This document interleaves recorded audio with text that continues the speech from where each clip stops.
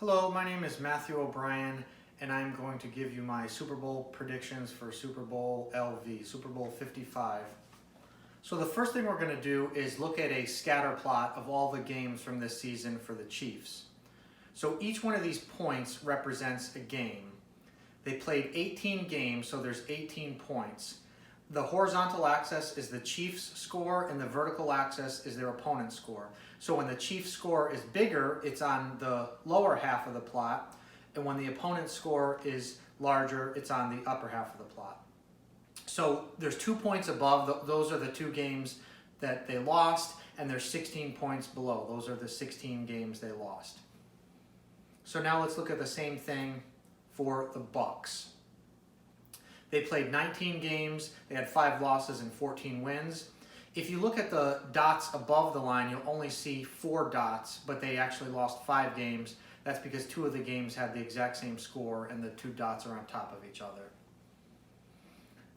So now we can use this to see if this will give us any insight on who's going to win the game, like how do they match up. So we're plotting the Bucs and the Chiefs on the same plot. The Bucs are in gray and the Chiefs are in red. And it's sort of very similar. Not much is jumping out at me. The Bucs appear to have a slightly larger average score. Maybe they're shifted a little bit to the right, but they have more losses.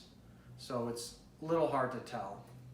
But now let's also plot the average. So this big red square is the average of the Chiefs, and the big gray square is the average of the Bucs. Sort of like the center of mass of all these points. If you averaged all of them, where would they end up? So on the horizontal axis, the Bucs average points per game was a little bit more. It was about 1 more point. The Bucs averaged about 30.7 points per game, and the Chiefs averaged 29.6 points per game. But as far as their the vertical axis of these giant squares, they're about the same, about 22.3 and 22.4 points for the opponent. So that to me says this is too close to call. It's kind of like flipping a coin. It's very close to 50-50, so I'm not going to make a prediction about who's going to win the game. But there are some insights about the over-under here. There is a real signal here. So now the over-under started at 57.5, which is really high, and now it's 56.5, which I claim is still kind of high. So I think the under looks good. And let me present my case to you for why I think the under looks good. So again, we looked at all the games, all of the Bucs games from this season and all of the Chiefs games from this season, including the playoffs. 15 of the games were over and 21 of the games were under. So that's a pretty big difference. So this green line is the dividing line. This is, if you're below the green line, then the sum of the scores is less than 56.5. If you're above the green line, then the sum of the scores is over 56.5.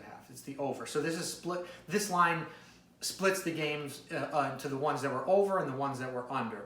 And now I have 2 of them with stars on it. The Bucs and the Chiefs actually met.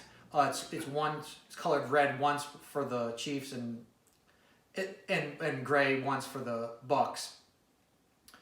And that was under. Let's see, the sum of that game, it was 27 Chiefs, 24 Bucs for a sum of 51, which is under the under. So from that perspective, there's a signal here that's telling us that the under looks good. Now again, let's plot the average. The average of all the Bucs games and the average of all the Chiefs games. The big red square and the big gray square are the average of all the games. And both of those are also on the under. So we're getting a pretty consistent and strong signal here that says the under is a good bet. Now you may ask me, am I going to bet on the under? No, I'm not somebody who bets, but a lot of people like betting. And according to this analysis, this season's games and the average of all their games, we're getting a signal that says the under looks good. One last thing about Super Bowl squares. A lot of times you can't pick your squares, but here's sort of a heat map of where are the good squares. Looks like the best square is the Bucs at 0 and the Chiefs at 7. But basically, anything with a 0, 7, or 4 are pretty good squares. And each of these squares is the percent likelihood that the final score ends on that Super Bowl square. Now, how did I arrive at this thing? Let me tell you what I did.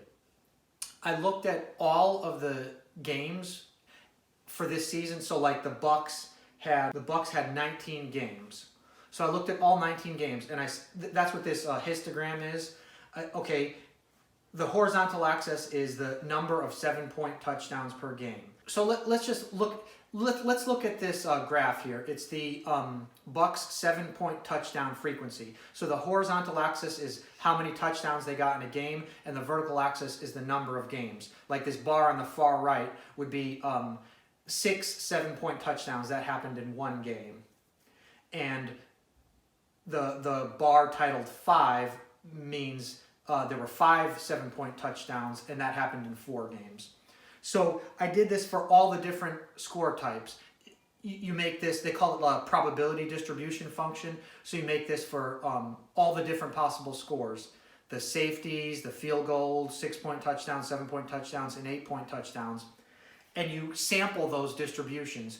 I sampled them 20 million times. I had the Bucs and the Chiefs play each other, and I just counted how many times the final score ended up in each Super Bowl square. So that's how I got this map. So if you can pick your Super Bowl squares, then numbers with 7s, 0s, and 4s are really good. And it's not exactly symmetric. You see the way they score, like the Bucs 0 and the Chiefs 7 is 2.3%, but if you flip that to the Chiefs 0 and the Bucs 7, it's 2.1%. So it's not symmetric.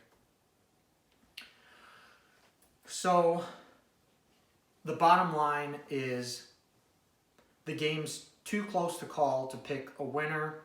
It's 50-50, kind of like flipping a coin, but I think they have the over-under too high. They have it 50. They have it at 56.5 right now, and there seems to be a pretty strong signal preferring the under. Am I going to bet it? Am I going to put my money where my mouth is? No, I'm not going to bet, but I'll leave it to you guys to do whatever you want. And thank you very much.